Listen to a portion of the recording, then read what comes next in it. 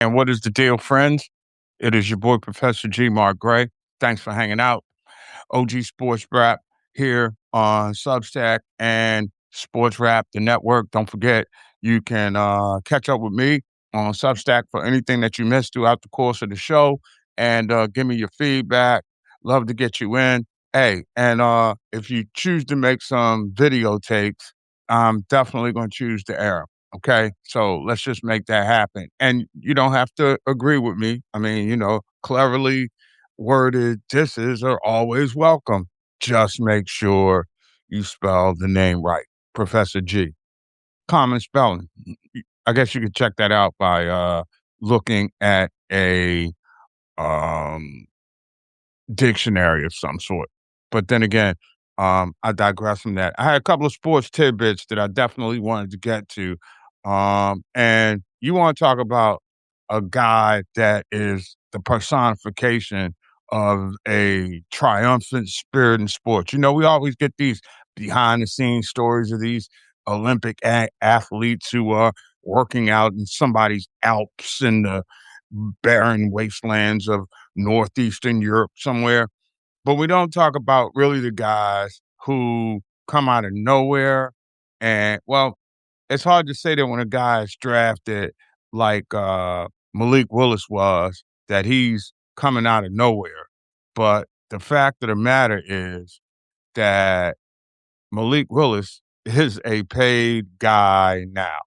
Period, point blank, end of sentence. And when you look at it, it's it's really just a guy taking full chance of an opportunity and just making it work. I mean, it's just kind of crazy that he falls into a spot that's really perfect for him right now. I mean, when you consider that the Miami Dolphins have nowhere to go but up with the quarterback position.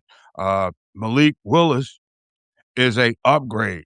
If he plays as half as well as he did last season for the Dolphins can contend in the AFC's East Division. I mean, they could use some work on defense, but the fact that you had an inconsistent quarterback that was injury prone was a recipe for the demise of, what I looked upon as the previous era. Okay, let's be clear about that. Two is gone. He's got this real passive aggressive, I'm a team player, but I'm still a diva type thing with him. And he wasn't worth $99 million. He had won $99 million worth of big games. Okay. So, you know, you get a guy in Willis now who um is in an unbelievable place, living on South Beach, making $99 million. Oh, I mean, it's an unbelievable day to be Malik Willis, and I think he's going to ball out in Miami. I mean, the kid can make every pass. He seems like he's a leader in the huddle.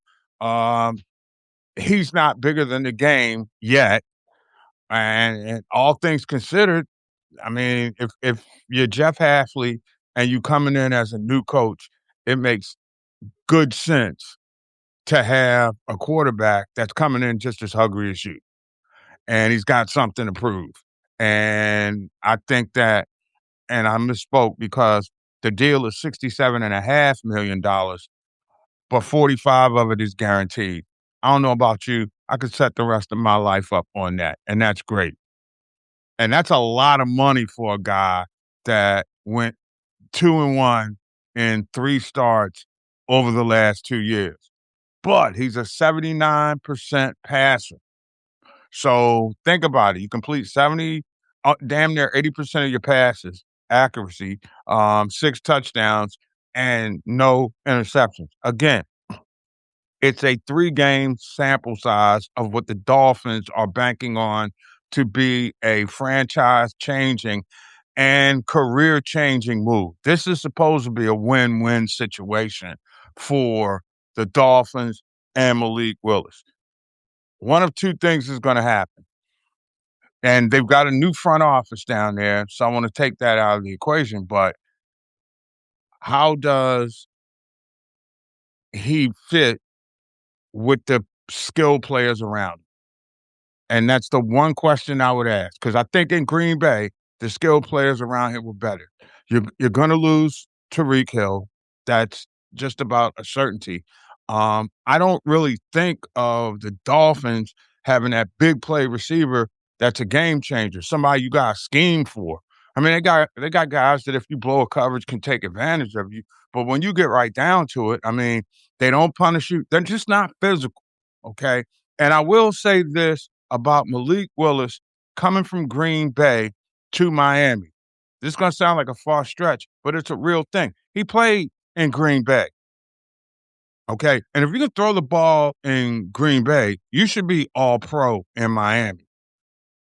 Those howling winds of December are, you know, late summer breezes on South Beach when you are a Dolphin now. So I think the sky's the limit. Now, and then the only thing that stands in the way of Malik Willis right now is he's going in the AFC East. The defending AFC champion is the New England Patriots. And when it comes to scheming, their coach, Mike Vrabel, is pretty much one of the sharpest defensive minds in the game. All right. And he knows how to motivate a team that's, going to be coming back after a nasty display in the Super Bowl. All right. But I think the intangibles of Willis being a weather quarterback, pardon me, having played in Green Bay will help him in Foxborough in November or December. It's going to help him in New York in, September through December, right?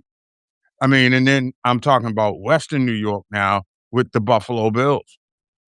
Okay. So you got to win cold weather games. Tua couldn't do that. All right. In many respects, you can make an argument that he was soft in the cold. I remember they played the snow games and he was talking about, yeah, it snowed once in a while in Alabama. No, it snows every year. So glad to see that Tua could find a landing spot. Even better that Malik Willis has a landing spot in Miami now where there seem to be adults running the front office.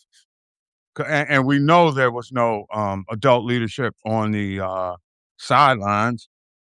Heck, Mike McDonald looked like he was 16. He was like a pubescent 16-year-old trying to coach grown ass men. Who you kidding, bro? That makes absolutely no mistake. I mean, no, and it makes you wonder. Sometimes the way that these billionaire owners run their pro sports franchises make you wonder how they get rich. They got rich enough to buy bad teams. Stephen Ross, what is he? Carnival Cruise Line maven? Unbelievable. But I feel good for a guy like Malik Willis. Career got off to a rough start. He got his opportunity, and now he's $67.5 richer, full contract, but he got 45 mil in the bank. That's how you do it, bro. After 3 games, your worth like that is on the market. Wow, that's a big, big deal. I'm certainly impressed by that. And now all the conversations start talking about where Kyler Murray is going to go. Is Kyler Murray going to go to Minnesota?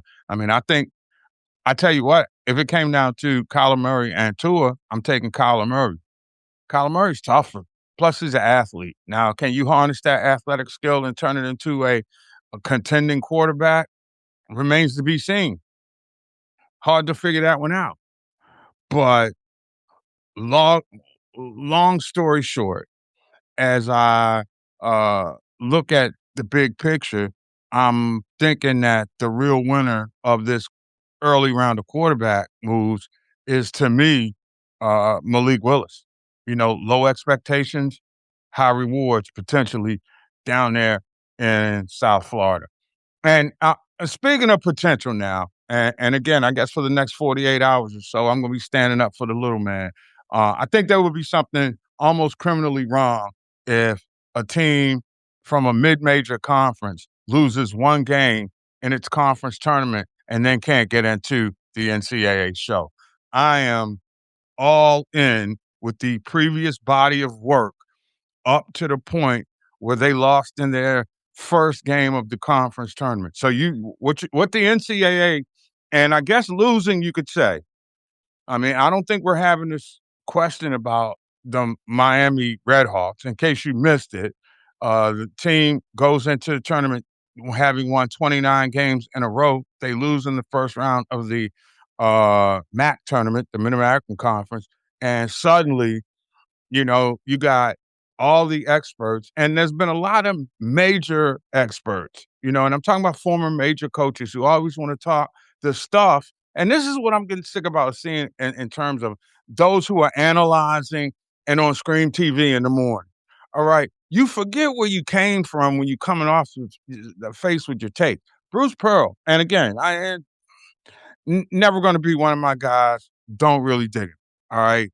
That's just how it is. But he's always talking about how the major schools play a tougher road and they deserve more bids. Well, my thing is this, Bruce, were you feeling that way when you were at South Dakota State? I mean, you done made you got yours. You're gonna turn your back on the rest of the mid majors. That's selling out. But everybody loves that dude. He set his kid up to take his job when he left from Auburn. All right. I don't know how that works in Alabama with, you got to open up the job for candidates to come in, or he just seemingly passed it through. Anything's possible in Alabama. Okay. Like Tommy Tuberville living in Louisiana, but representing for Alabama in Congress. Oops, every once in a while I slip off and go into that tangent. But there's no way you can take away a body of a season that's undefeated except for one game and say that I heard earlier today that Miami was one of the last four in. Really? Then don't play the regular season. If everything is contingent for some conferences on what you do in the tournament, and I'm in one of those one bid leagues myself, but then we're not the Mid American Conference. We're not playing, as many Big Ten schools as who will play us. See, that's the problem that I have with this college basketball model. No responsible coach really wants to take on a challenge of playing somebody that's a mid-major school who can beat them. They don't want their power ranking to drop. They don't want to give you an opportunity to have to pay them and then take a L.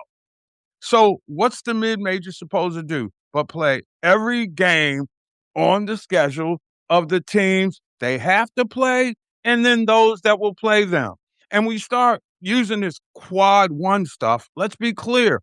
How many of the quad one teams actually want to play a quad two or three or four for fear that they may lose? I mean, again, I'm by no means uh, Einstein rocket scientist, but I can see the okey doke. We just want to have a bunch of power conferences and line the tournament up with power teams, apparently for TV ratings, when you fail to remember that the Cinderella story captivate a nation just like, the juggernaut Blue Bloods. Are we now saying that the tournament, March Madness, that is making so much money that you can't have the little guys to get their one shining moment, which may last for a week or two? Wow.